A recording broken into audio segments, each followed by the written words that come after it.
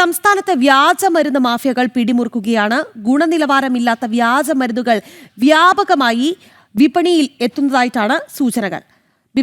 സംസ്ഥാനത്തെ മെഡിക്കൽ സ്റ്റോറുകളിൽ പരിശോധന നടത്താൻ മതിയായ ഡ്രഗ്സ് കൺട്രോൾ ഉദ്യോഗസ്ഥർ ഇല്ല എന്നതും വിപണിയിൽ വ്യാജമരുന്നുകൾ വ്യാപകമാകാൻ കാരണമാകുന്നുണ്ട് എന്നുള്ളതാണ്. വിവരങ്ങളുമായി ശ്രീനന്ദ SP നമുക്കൊപ്പം ചേരുകയാണ് തിരുവനന്തപുരത്ത് നിന്ന്.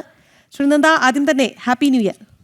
Happy new year Rakhi. എന്തായാലും ഒരു പുതുവർഷം തുടങ്ങിക്കഴിഞ്ഞു. ആ ഒരു പുതുവർഷത്തിലെങ്കിലും ആരോഗ്യ മേഖലയിൽ ഒരു മാറ്റം സംഭവിക്കണം എന്നുള്ളതാണ് സാധാരണ ജനങ്ങളുടെ ആവശ്യമെന്ന് പറയുന്നത്.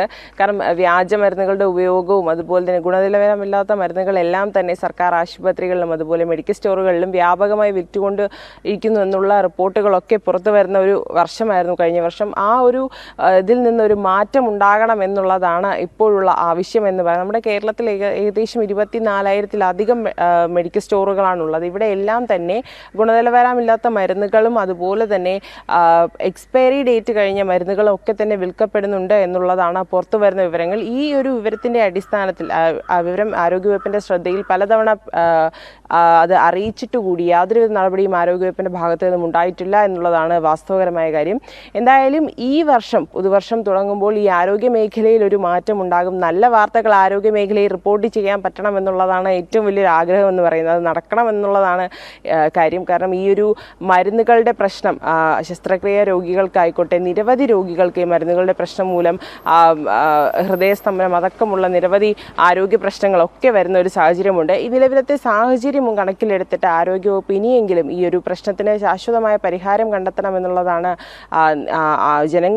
സാധാരണ ജനങ്ങൾക്ക് പറയാനുള്ളത്. അതുപോലെ ഈ ഡ്രഗ് കൺട്രോൾ ഓഫീസർമാർ നിരവധി ആളുകളുടെ അപര്യാപ്തതയും ഈ ആരോഗ്യ മേഖലയിൽ വളരെയധികം ബാധിക്കുന്ന ഒരു കാര്യം കൂടിയാണ്. അതിനും കൃത്യമായൊരു പരിഹാരം കണ്ടെത്തണം എന്നുള്ളതാണ് ആരോഗ്യ മേഖലയിൽ ഈ ഒരു വർഷം ആരോഗ്യ മേഖലയിൽ പറയാനുണ്ടെങ്കിൽ കൂടുതൽ പറയാനുള്ളത്. കാരണം ശസ്ത്രക്രിയകളൊക്കെ മുടങ്ങേണ്ട ഒരു സാഹചര്യമുണ്ട്. വിപണിയിൽ ശസ്ത്രക്രിയ ഉപകരണങ്ങൾ ലഭ്യമാകാത്തൊരു സാഹചര്യമുണ്ട്. അങ്ങനെ നിരവധി പ്രശ്നങ്ങളാണ് ആരോഗ്യ മേഖലയെ അലട്ടിക്കൊണ്ടിരിക്കുന്നത്. ഈ ഒരു ഗുണനിലവാരമില്ലാത്ത മരുന്നെന്ന് പറയുന്നത് സാധാരണ പാരസെറ്റമോൾ പോലും ഒരു രോഗി പോയി വാങ്ങിക്കേണ്ടത് ഒരു മെഡിക്കൽ സ്റ്റോറിലാണ്.